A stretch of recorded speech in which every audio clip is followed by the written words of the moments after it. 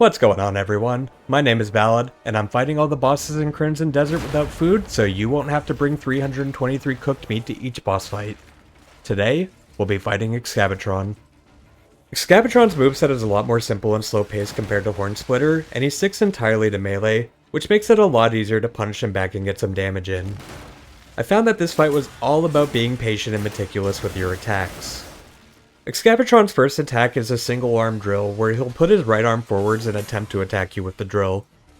This can be blocked, but it's better to just stay just far enough away to avoid it outright, because it's multi-hit and can really eat away at your stamina. But this is one of the good moves to get a small amount of damage off on. Just wait a second until you see him start pulling his arm back, and then you can safely get a single heavy hit off on him. His second move is a double arm drill, which is essentially the same as his previous move, but using both arms. He will also pull his arms back a fair bit faster on this one.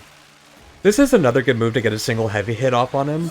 However, this attack starts the exact same as another one of his attacks, so pay close attention and only attack when you see him pull his arms back. If it happens to be that other combo, you will get punished. Which that other combo starts with the double arm drill, but instead of pulling his arms back up, he'll keep them down for longer and then he'll start to propel forwards while drilling.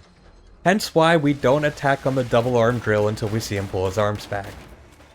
I found it pretty helpful when you see him start doing the double arm drill to start strafing to the side as soon as possible, just in case he does start propelling forwards. If you manage to strafe around this entire move, you can actually start attacking him in the back while he's still moving and turning back around at the end of the attack. You should be able to get most, if not a full combo off on him during this. Excavatron also has a lunge attack where he'll point both of his arms forwards and then lunge towards you. You shouldn't see this attack too often unless you're keeping too much distance away from him, but if it happens, it can just be blocked. Excavatron also has two different red shield attacks, which the first of which is an evasive move where he'll very quickly dig underground and appear somewhere else in the arena. Try not to stand too close to him when this happens because you will get clipped by him drilling into the ground. However, if you're fast enough, you can actually force palm him out of the move, which will stun him for a moment.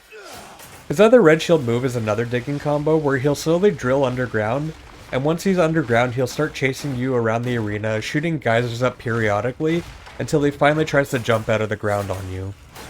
This attack can also be interrupted with a force palm, but it's not really consistent.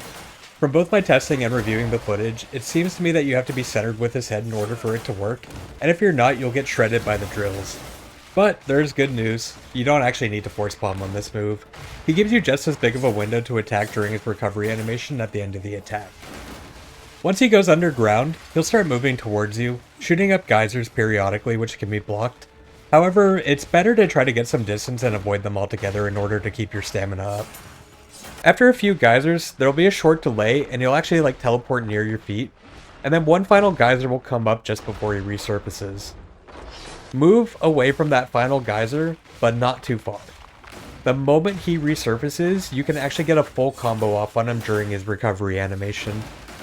Finally, Excavatron's got an ultimate attack which he'll turn the sky dark and then start digging underground, shooting geysers up periodically and then trying to jump out of the ground to hit you.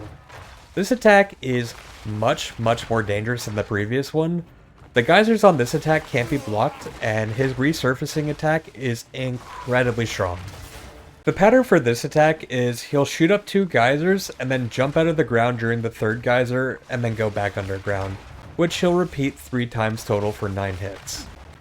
The most effective way I found to handle this move is, as soon as you see the sky start going dark, get as far away from him as possible.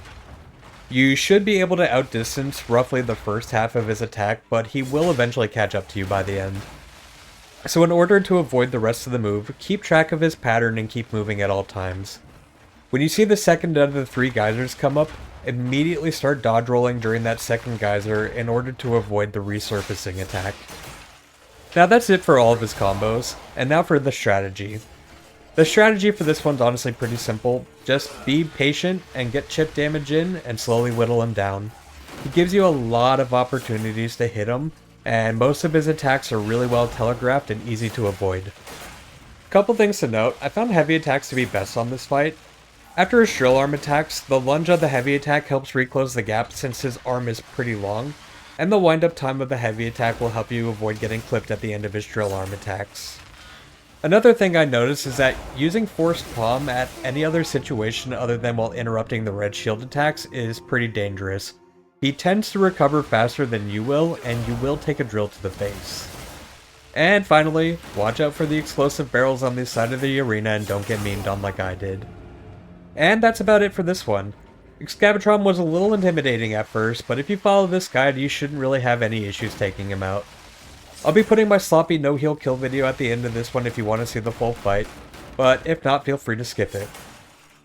That's going to be it for this one though. Thank you guys for watching, and I'll see you in the next one.